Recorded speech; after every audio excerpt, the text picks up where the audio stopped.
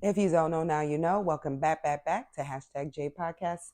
And we are getting into the Korean BL shoulder to cry on.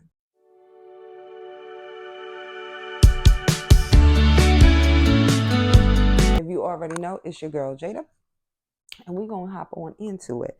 So, a shoulder to cry on gives you a lot of mixed emotions. You have Jotae, who is the popular boy in the school. Everybody knows him. He's the class president. Then you have Lee Dong-woo, who is really a loner. He ain't got no goddamn friends.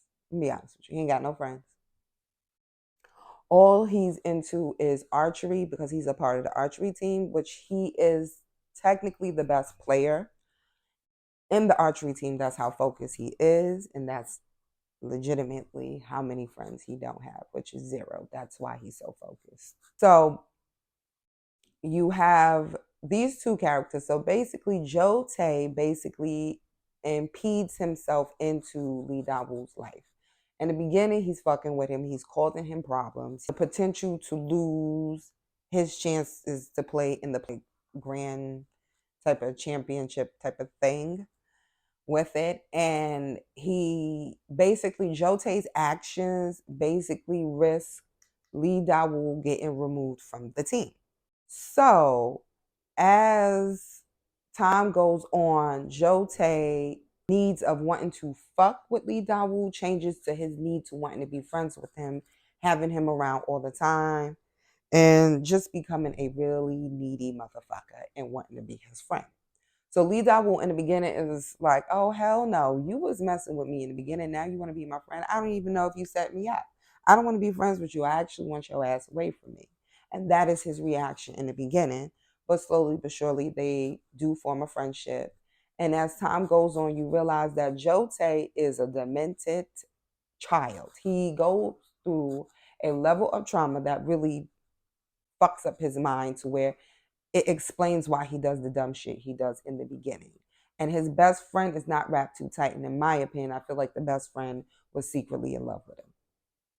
That's just my opinion. They also have two other friends in common, which Lee Da-woo basically makes friends with Jotae's friends. Yi Boom and Soy Young, the other two friends that Lee Da-woo becomes friends with. He really is close to Soy Young outside of Jotae, which you will understand later on in the series how, he really gets close with her. And as the story goes along, she is the only one that really noticed that they're in love with each other. Like, not Lee Da-woo is in love with Jotae, is that she realizes it's the both of them. And there's little things that happens during the series where Jotae really does little things that shows that he doesn't want other people to get close to Lee Da-woo. And you'll notice it. As time goes on, as always, Jotae messes it up and they separate for some time. Yes. It's a separation and a getting back together story. It's just so good. It's like basically Jotae's best friend really does mess with him and Lee Da-woo's relationship. He impedes himself in there because he gets angry that Lee Da-woo doesn't mind being friends with everybody else except for him. And he's also ultimately upset that Jotae wants to spend a lot of time with Lee Da-woo and don't want to spend the time he used to spend with him. That's why I think his ass was in his feelings and he really liked Jotae. As time goes on, he really does Juan.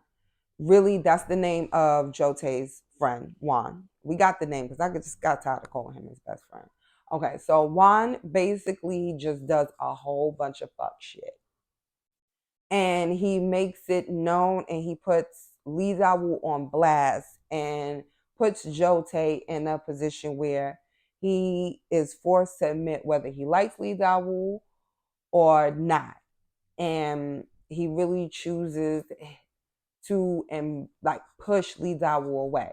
So when he pushes Lee Da-woo away and he experienced a couple of days without him, he comes to the realization that, he does have the same feelings Lee Da-woo have for him. Because when Juan really put them in a situation. Like, if something happens, Jotae is really pushed to the point where he has to let Lee Dawoo, like, no, if he really like him, just want to be his friend.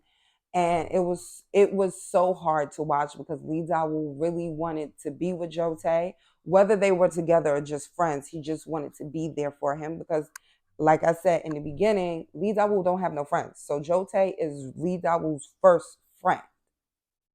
You get me? Like, even his teammates and his friends, they talk about his ass behind his back. So Jotae is really Lee Dawoo's first real friend.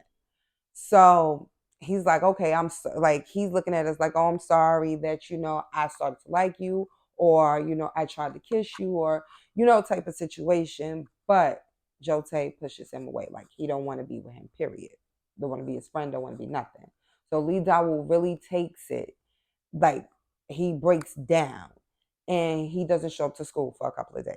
In that time, in that frame that they don't speak, Jotae realizes how he feels about Lee Dawoo, or has a concept. I wouldn't say he 100% understands how he feel. I think he has a concept of what he may feel. So he tries to reconcile with Lee Dawoo when Lee Dawoo comes to the school for the last time because he's leaving. And he rejects the shit out of Jotae. When I say his rejection was 10 times worse than Jotae rejecting him personally. But he deserved it. Hurt Lee Dawoo. I don't care. He deserved it. That's just my opinion. So in the process of that, Lee Dawoo does not take Jotae back. Years pass by. We ain't gonna say how many, but years pass by, and these two gentlemen paths cross again. And at this time, Jotae knows not to fuck it up. And they are brought together by the infamous Soy Young. We will not say how, but she orchestrated that goddamn meetup. And I gotta say, she did her thing. But what I will say is this is a really cute and nice BL series. It's more so, how should I say? It's more so, it's not really an action-packed drama. And if you're a person that's into like action-packed dramas, like, Chains of the Heart, what's it?